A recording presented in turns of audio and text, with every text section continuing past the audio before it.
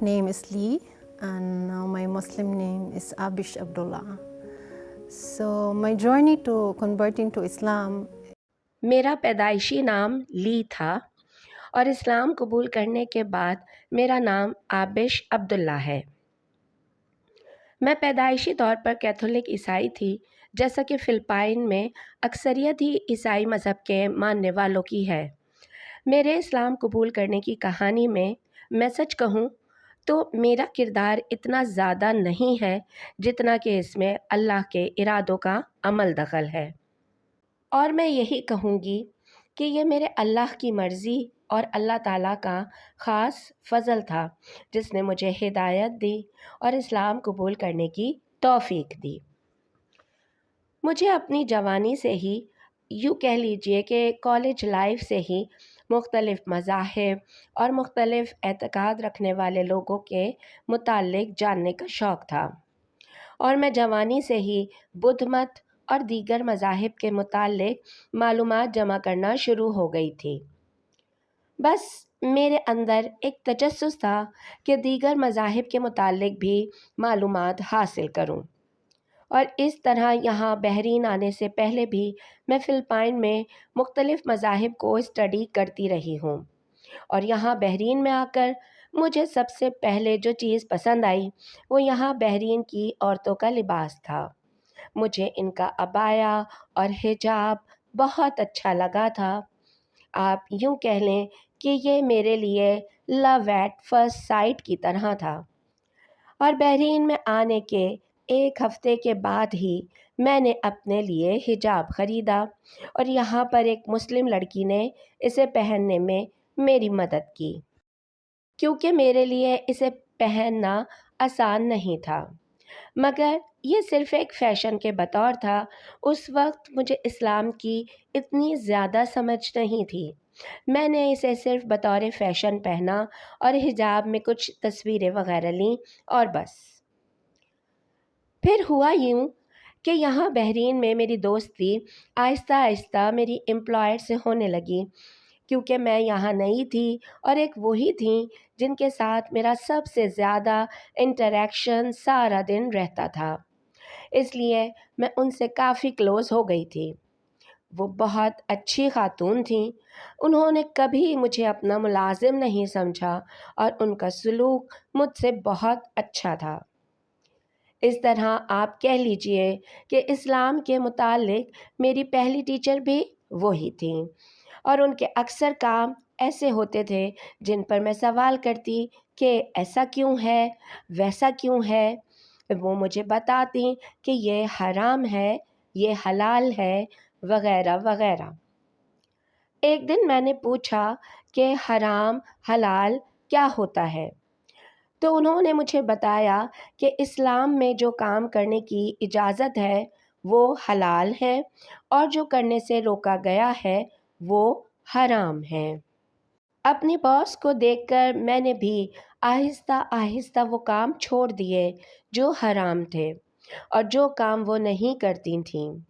اس طرح اپنی باس کے ساتھ رہ رہ کر میں بھی تبدیل ہونے لگی تھی، اور آہستہ آہستہ اسلام پر عمل درآمد کرنے لگی تھی۔ آپ کہہ لیجئے کہ اسلام آہستہ آہستہ میرے دل اور دماغ میں جگہ بنا رہا تھا۔ پھر ایک دن یہاں مجھے ایک شخص نے ایک کتاب دی جو کہ فلپائنی زبان میں تھی۔ اس کتاب کا نام تھا اسلام میں عورت کا مقام۔ وہ ایک بہت ہی پتلی سی کتاب تھی، اور میں نے اسے پڑھا۔ اس میں لکھا تھا کہ اسلام میں عورت کیا ہے، عورت کو کیسی زندگی گزارنی چاہیے، وغیرہ وغیرہ۔ میں نے وہ کتاب پڑھی اور کچھ عرصے بعد اس کتاب کے متعلق بالکل ہی بھول گئی۔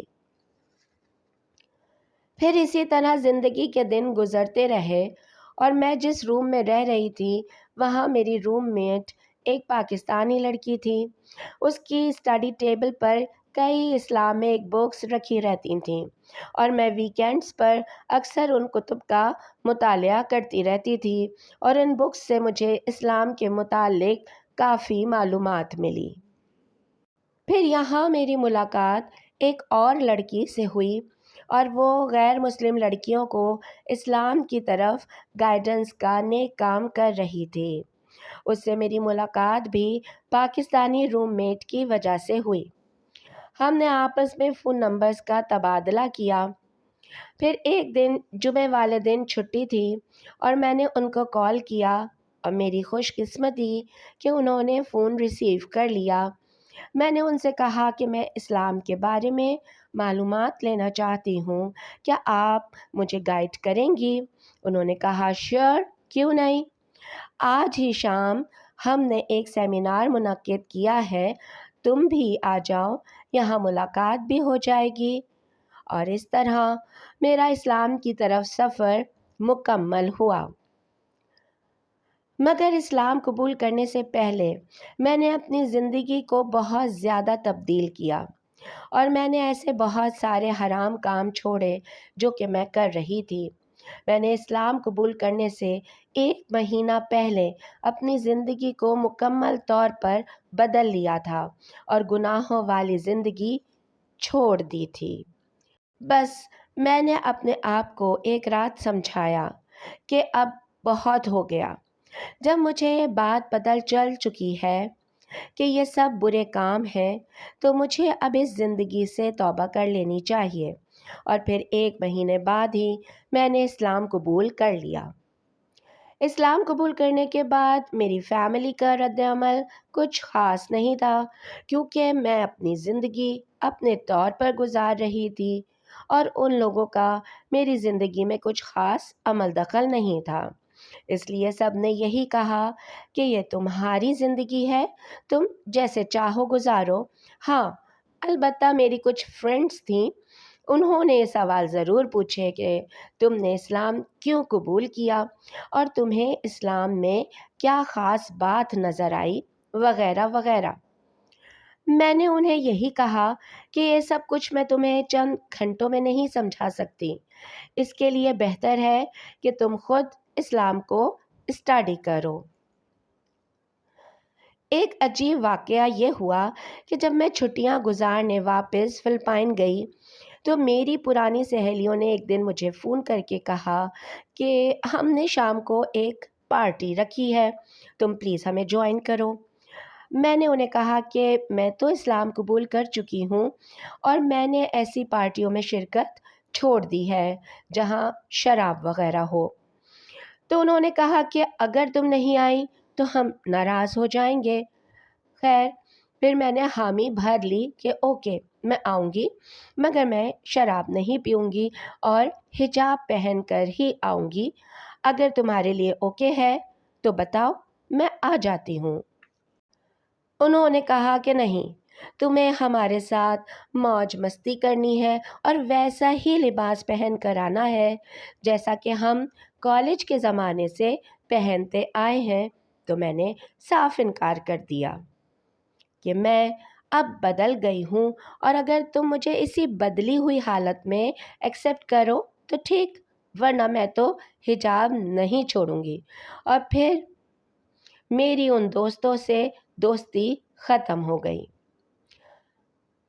بہرحال بحرین کی مسلم کمیونٹی کا بیہیویئر میرے ساتھ بہت اچھا تھا، اور آج میں اگر مسلمان ہوں تو صرف یہاں کی مسلم کمیونٹی کے اچھے اخلاق کی وجہ سے ہوں۔